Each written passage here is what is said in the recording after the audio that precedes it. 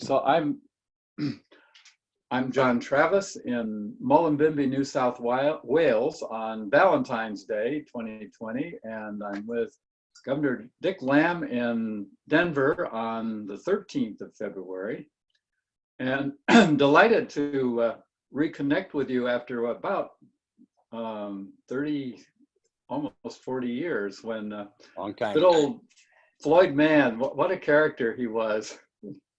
He tracked me down and I want to say wined and dined me. I got to stay at his house and meet his wife, and he brought a bunch of us in to try to get you interested in wellness. But 78, 77, and what was really funny was halfway through you said, "Okay, I'm convinced. Now what?" And Floyd was dumbfounded. He said, "Well, I'll get back to you on that." I think we went ahead and finished the presentation, but and I never knew what happened after that. But then I encountered you. I think it was on Nightline. Were you on Nightline? Yeah. Yes. Yeah. I mean, you had done a lot of things, but it was the quote they about, all fade into each other. Yeah. Yeah. It was the quote about people having a duty to die that stuck with me. And as I was putting together this project, I thought, well, I wonder if I could track him down. It wasn't too hard to find you, but here you are, and here we are. And I see you as although most of this is about wellness and holism and integrative medicine, you've taken on the big picture, which I think is even more important, and tackled some very interesting issues. We go into those a little more and later, but the main purpose of why I wanted to capture your essence of who you are and why is because historically the record is there of what you've done, but why you've done it and what the factors were, that's what I'm after today. So I'd like to start with where you were born. I actually read up on you, but I'll hear what you have to say, and your early life, siblings, all that. I was born in Madison, Wisconsin, in 1935. My family moved soon after, when I was still less than a year old, to Northern Illinois, where I grew up in a town called Barrington, which is now a upper income suburb, but back in those days was a rural community. And I went to a one-room schoolhouse, and wow, was the one year was the smartest one in my class because I was the only one in my class. And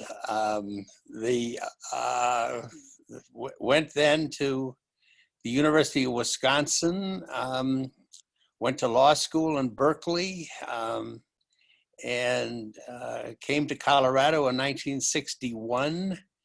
Didn't know a soul. 4 years later, I was in the legislature, and 13 years later, I was governor. So that's a short emphasis on what I've done. Yeah.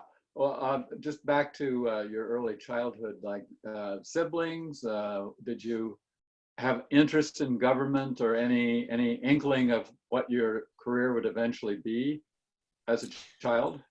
John F. Kennedy changed my life. I was a very conventional young man. I was an accountant by training. I was a lawyer. And while I was in law school in 1960, John F. Kennedy came along and really gave, all of a sudden, it gave meaning to what I was going to do in life. I did not want to be an accountant. I did not want to be a lawyer, but I was very charmed and inspired by John F. Kennedy. Interesting, yes. And that was while you were at Hastings? Well, I started at Hastings, and then after the first year, I transferred over to Berkeley, University of California at Berkeley. So they're both law schools, but I graduated from the Berkeley branch in 1961, passed the California and the Colorado bar, and then in one of those, serendipity things, decided I wanted to live in Colorado because I was a mountain climber at the time, and this was a much better place for the outdoors than California. And were you also a ski buff, or? Yes, and also a skier, yes. Yeah, well, my sister had a similar attraction to Colorado, probably around the same time. And it's a common story here. I mean, a lot yeah, of people end up here because they love the outdoors. yeah, and the higher altitude makes for some health benefits too. If you're not used to sea level air and you get there and you're out of breath. But so you, one of your first things I recall was the Olympics business, which sounded like your accounting knowledge had something to do with that. But can you say more about that episode? I was a Democrat in a Republican-controlled legislature, and the one committee that a Democrat could chair was the audit committee. And so as the chair of the audit committee, I started looking into the figures that the Colorado organizing committee was giving us about what a wonderful thing the Olympics would mean to Colorado. And it didn't take me too long to realize that they had understated the costs and overstated the benefits. And I led a movement to get the Olympic on the ballot, and people voted, and they voted it down. And probably saved big bucks from the state. I've heard terrible things about the cities, the aftermath that the Olympics leave behind for the governments and so forth. So that would have probably gotten you a lot of friends and a lot of enemies. Yeah, it's exactly. It did get me lots of friends and lots of enemies, and it elected me. So that election, that vote was in 1972, and 2 years later, I ran for governor. And I walked the state, actually. I didn't have any money, so I came up with I came up with a gimmick where I walked the state and stayed with people in their houses, and I ended up walking 888 miles, the last mile with John Denver, who gave a concert on the state Capitol steps. It was a magic time in my life. Wow. How did you get hooked up with John?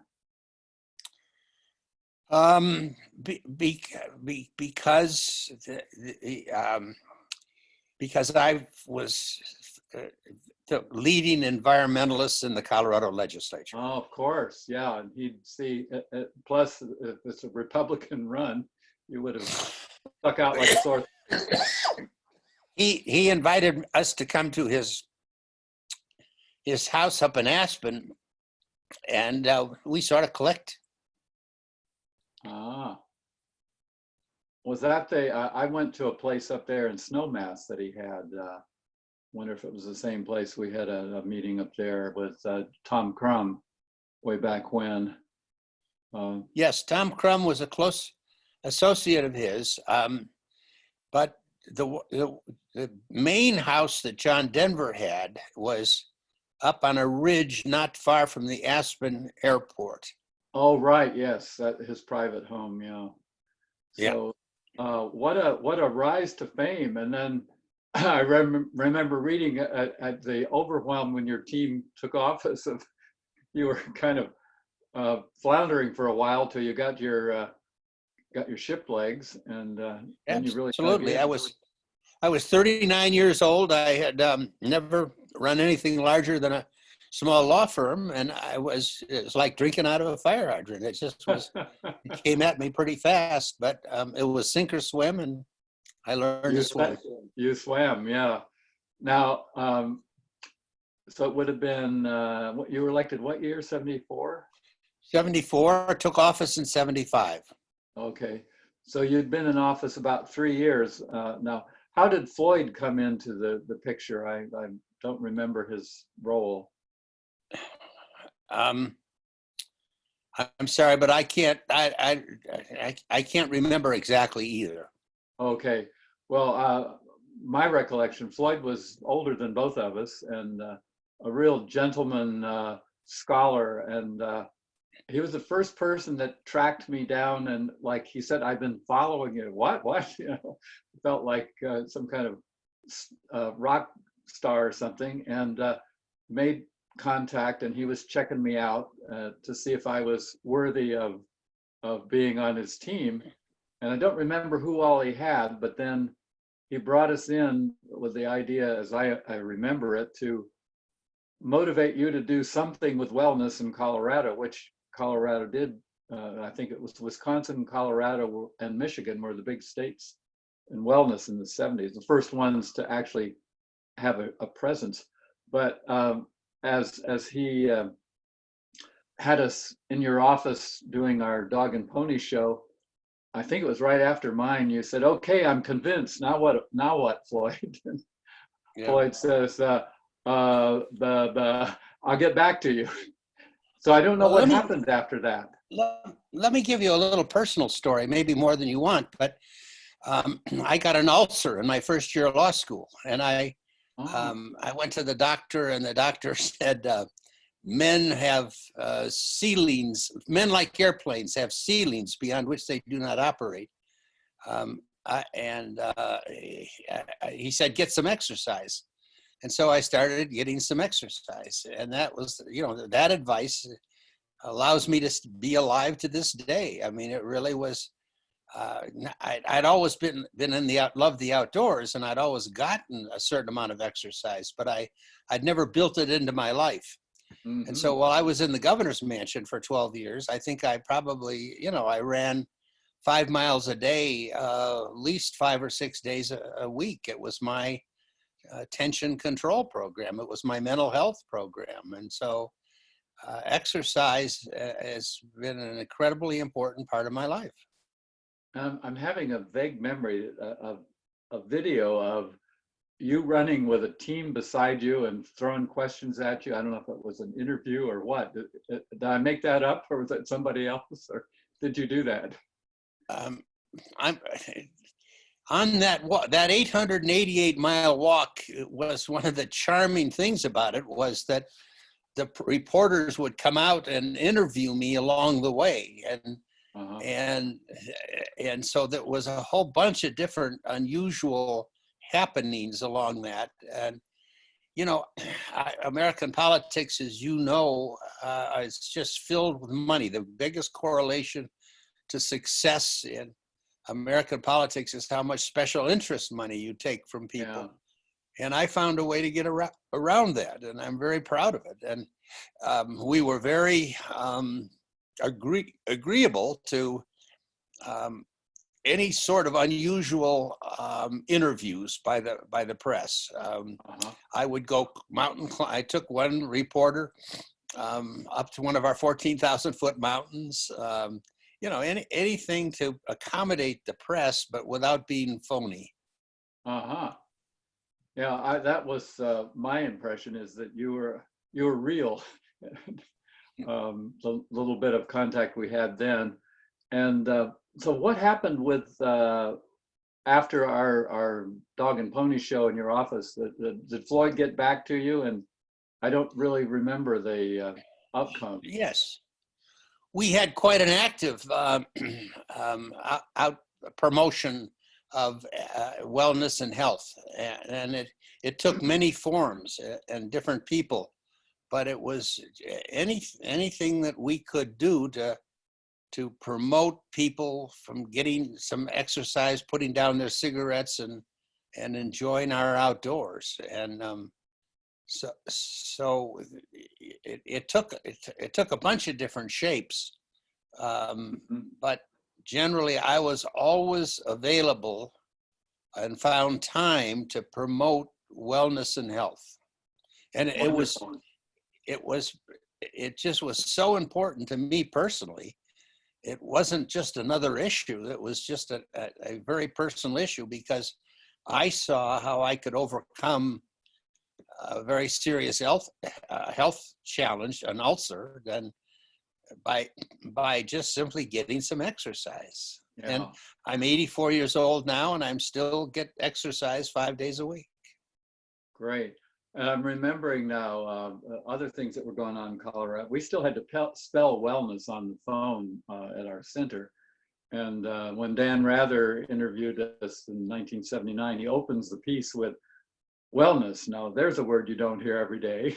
And it was true. But I'm remembering now Dave Randall, who's up in Aspen, had a group of us up there with the sheriff's department and around that same time. And then Swedish Hospital had one of the first wellness programs. And it really was a hotbed, and you guys were leading the way. And then I lost track of you until I saw that interview on Nightline, which I didn't watch regularly, where you were quoted. And now I was reading up that was misquoted somewhat. The Washington Post, or what was the story on? It was the Denver Post. Yeah, Denver it was Post, the back room of a hospital. I was talking to a bunch of health lawyers, and somebody used the word "right to die," and I said, you know, that's not accurate. We don't have a right to die. I said, looking for some word to explain.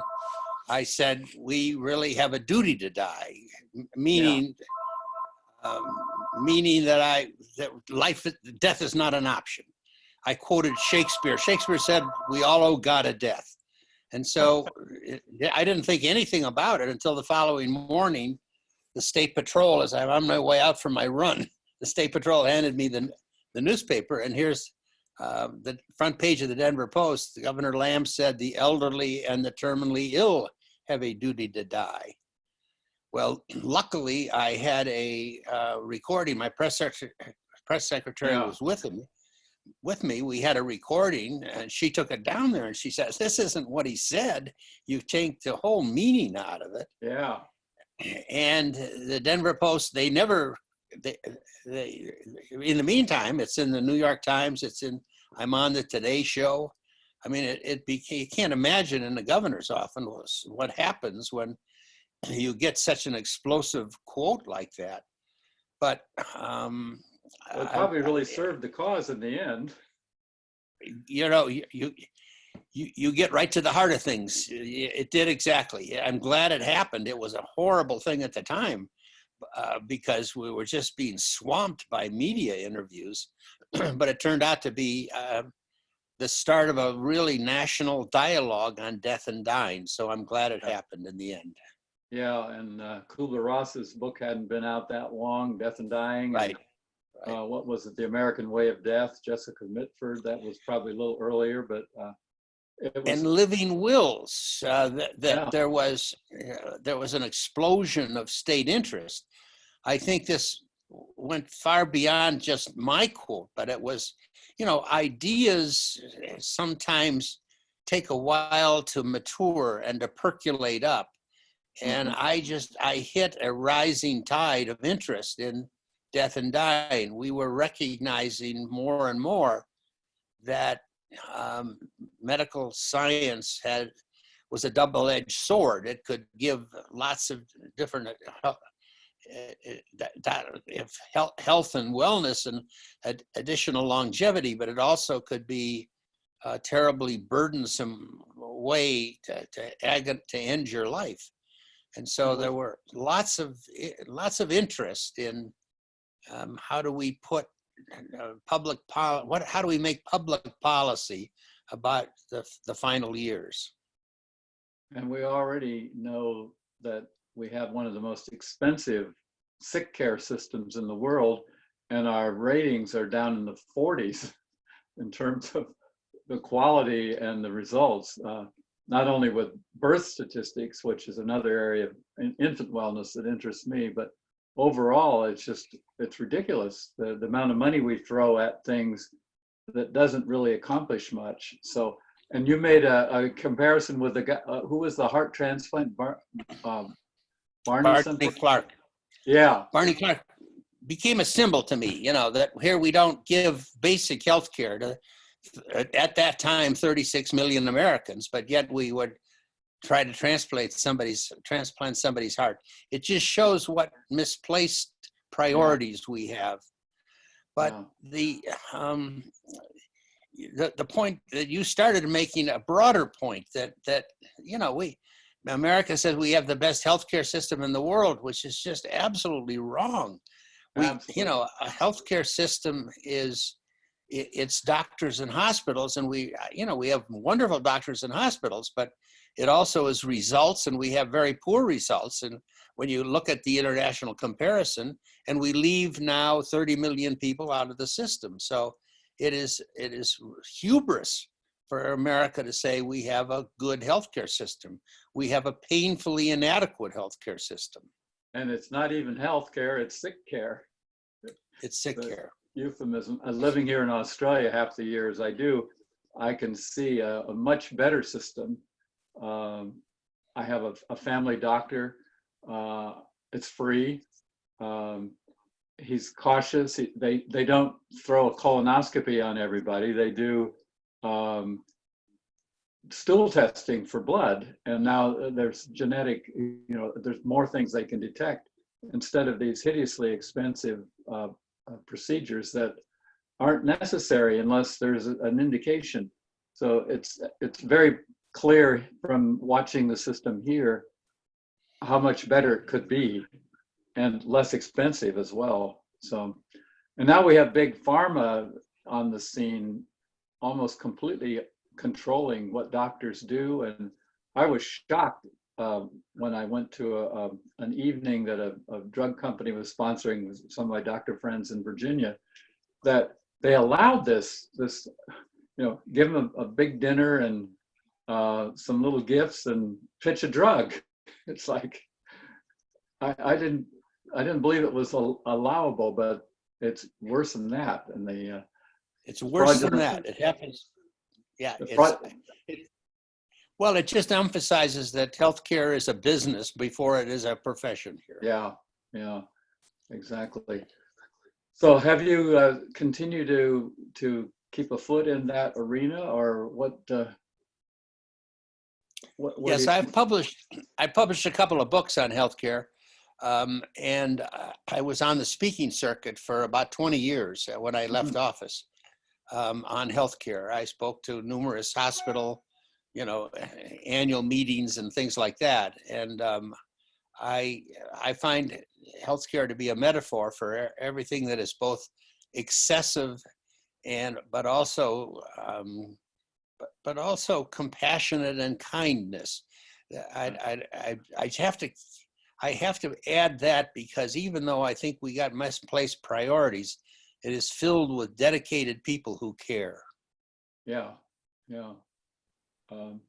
I interviewed Gladys McGarry, who was the grandmother of holistic health. She's 99 years old, and her focus is on relationship, the doctor-patient relationship, and which you can't do when you have 10 to 15 minutes and the doctor is glued to a computer screen typing and no eye contact, no real whatever.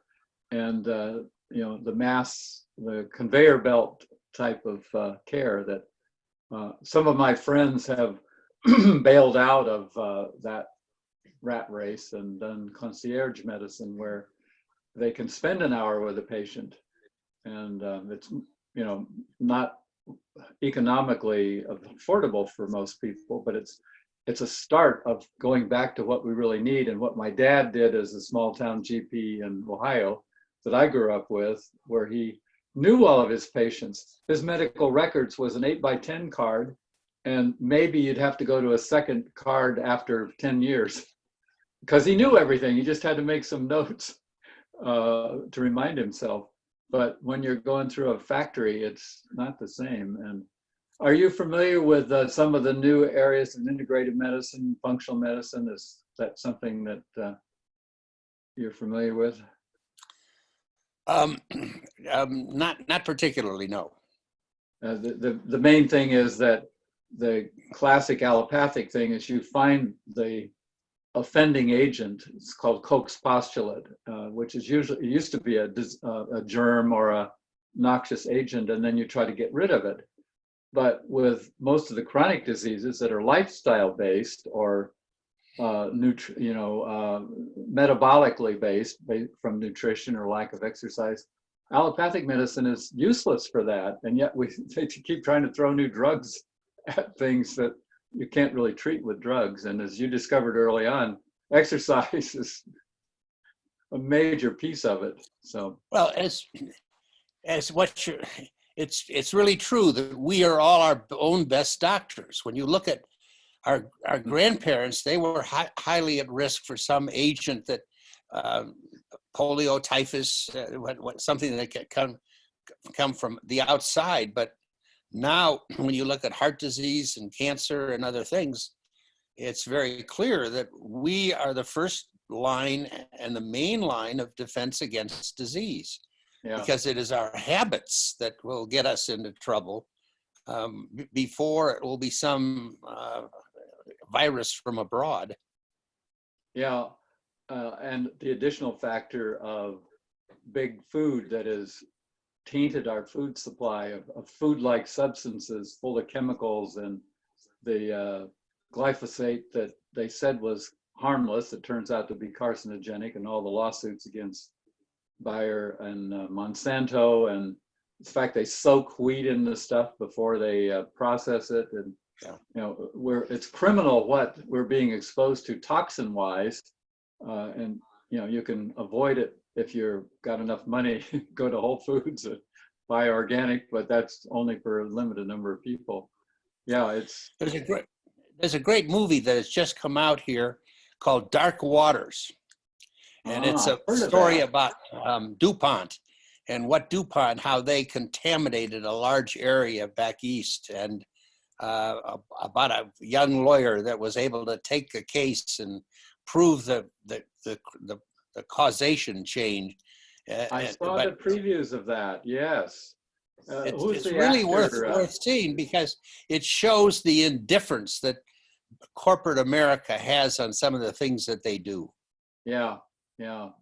I'm glad you reminded me of that. I saw the previews before I came to Australia, and I haven't yet seen it, but yeah, a real whistleblowing. We need more of that, and you're a major star for me, a hero in getting it out into the public, and so glad to be able to track you down after all these years. Well, the fact that we spend $3.5 trillion on healthcare is, such misplaced spending. And then we don't cover everybody. That's what really offends me. Here in Colorado, we brag about the Anschutz Medical Center, which is where we built our new medical school. And it is it's a technological miracle. But this is in a place where we have 600,000 or 700,000 Coloradoans that don't have any basic health care. And it's just that attitude, that mental state that medicine is technology rather than just good, compassionate caring like your father delivered. Yeah. So what do you think the future holds for us? Are we going to be able to turn the tide, or is Big Pharma going to completely envelop us? Well, I believe that this is sort of the crusade of our lifetime, one of them, and I do think that we will get a new healthcare system, or at least a variation on the theme. I've been looking at healthcare systems at various places around the world in the last 20 or 30 years. And I think that in Colorado, with the various federal legislation, Obamacare and other things like that, that we will come up with sort of a Swiss type system. In Switzerland, you have to have health care, and the government requires health insurance companies to publish various policies and what they contain, and people sit down essentially at their kitchen table once a year and decide which of these policies that are described in a booklet that they want, and they read up about them, read all the supporting detail, and they choose a healthcare system. But it's mandated healthcare system. But it is delivered by nonprofit health insurance companies. Boy, there's something that's really important. A Yes. nonprofit health insurance company, that gets my attention. We're live again with Dick Lamm in Denver, and you were telling me about the Canadian system, I think. Was that where we were just when we got so rudely interrupted by the internet?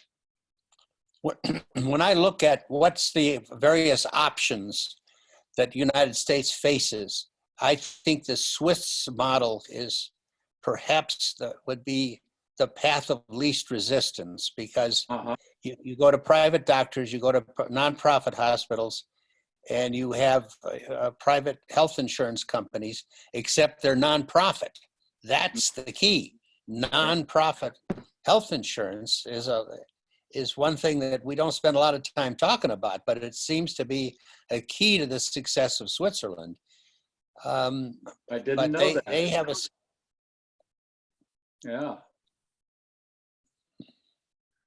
They have a system that they like, and as I mentioned, that they turn down a single payer system in favor of retaining their own, because they seem to like their responsiveness of their own.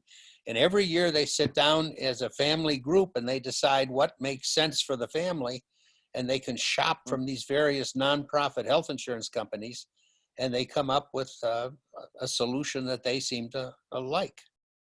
If it ain't broke, don't fix it. So exactly. I did have a little experience with the Canadian Surgeon General, who I gave a presentation to around the same time that I came to Colorado. I understand theirs is a lot better than ours, but it sounds like from your research, the Swiss are even better. Oh, well, if we could get the Canadian system here, it would be a vast improvement. But you know, and the power of words sometimes just haunt me. The fact that people call it a socialistic system, you know what it is? It's national insurance. You could say it's socialized insurance, but you go to a private doctor, you go to nonprofit hospitals. The fact that that would be socialized medicine shows how ignorant people are about the concept of what socialism really is. The S word, which only slightly better than the C word that we dealt with McCarthy. Yeah, or the C word that's capitalism. That's the real problem right now. And when I got educated about patriarchy back in the early 80s and realized how it's set up, and we see this enormous wealth inequity and distribution of income, and the fact that most civilizations crash when it gets as bad as it's getting now. But what do you think are the hopes, back to politics for a minute, given that we still have, 4 or 5 major Democratic candidates? I'm assuming you're not a Trumpster. Is that safe to say? Yeah, safe to say. But yes, do you have any predictions? Yes, I want the candidate that can beat Trump. And so we're watching it with great interest here. Yeah. Do you have any predictions who might be the best? No, I have no idea. I think that it would be, I think it'll be probably a brokered convention, and Bloomberg might come out of that brokered convention. I don't know. It seems to me, I think the remaining players in it, Sanders and Buttigieg, and then if Biden has any kind of sort of a revival, there's going to be a lot of passionate delegates at that convention that aren't going to want to come up with a middle ground, or I doubt. Well, so they'll have to at some point find some common denominator that they can all agree on. Yeah. I think that Buttigieg is likely to come out of that, although Amy Klobuchar could just as well do it. It's so much of it depends on what when we get Super Tuesday and we get California weighing in June, I'm sure by that time it'll be a lot clearer. To me, Warren seems to have the most experience and the most level-headed, but I noticed you haven't mentioned her. A dynamic lady. I should have certainly mentioned her first. I think that she right now could well be, I don't know. We have some fine candidates. We ought to do well. Yeah. Yes, that's true. We certainly do.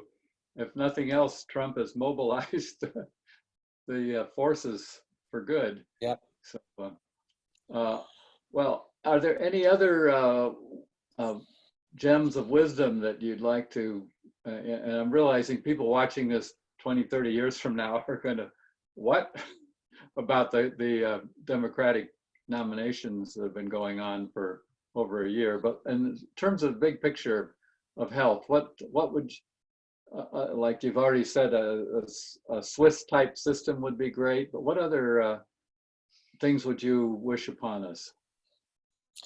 What I would really wish upon us is having a national culture of wellness.